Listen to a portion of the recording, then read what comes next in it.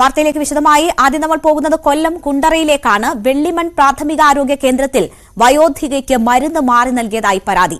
വെള്ളിമൺ കുളമട സ്വദേശി സുകേഷിനി അമ്മയ്ക്കാണ് മരുന്ന് മാറി നൽകിയത്.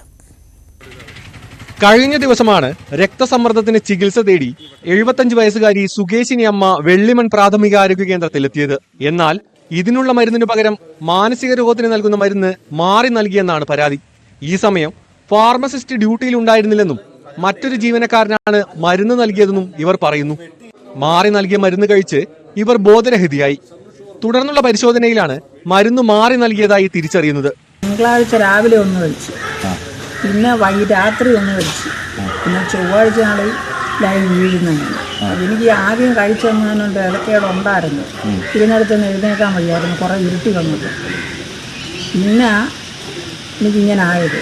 പിന്നെ ഞാനീ ഗുളികയുടെയാണെന്നുള്ള അറിഞ്ഞുകൂടാല്ലേ, അതുകൊണ്ട് പിറ്റേന്ന് വീണ്ടും ഒരെണ്ണൂടെ കഴിച്ചു.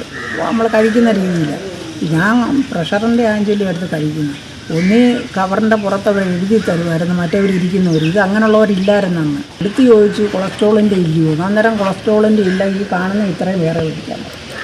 അതെനിക്ക് ഇതിന് മുമ്പ് പനിയായിട്ടൊക്കെ ചെന്നപ്പം എഴുതി തന്നതിൻ്റെ ഒക്കെയാണ്.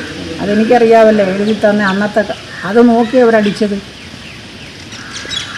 അതിൽ ഇതൊന്നുമില്ല, ഇത് മാറിയത് എടുത്ത് തന്നു. സംഭവത്തിൽ BJP പ്രവർത്തകർ പ്രതിഷേധിച്ചു. വെള്ളിയാഴ്ച മരുന്ന് വാങ്ങിയെങ്കിലും 2 ദിവസം കഴിഞ്ഞിട്ട് തിങ്കളാഴ്ചയാണ് ആ പഴയ മരുന്ന് തീർന്നത്. അങ്ങനെ ഇത് കഴിച്ചൊരു ദിവസം കൊണ്ട് തുടങ്ങി. ഒരു ദിവസം രാത്രി കഴിച്ചപ്പോൾ ചെറിയ അസ്വസ്ഥയുണ്ടായി. അത് ചിലപ്പോൾ അല്ലാതെ പ്രായത്തിൻ്റെ പ്രശ്നമാണെന്ന് വിചാരിച്ചത് വീണ്ടും ഒരു പിറ്റേ ദിവസം ഒരു ഗുളികയോടെ കഴിച്ചു.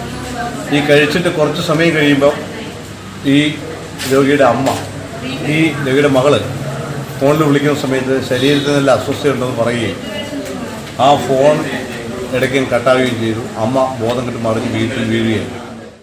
സംഭവത്തിലെ വീഴ്ച അന്വേഷിക്കുമെന്ന് മെഡിക്കൽ ഓഫീസറുടെ ഉറപ്പിലാണ് സമരം അവസാനിപ്പിച്ചത്. ന്യൂസ് 18 കൊല്ലം.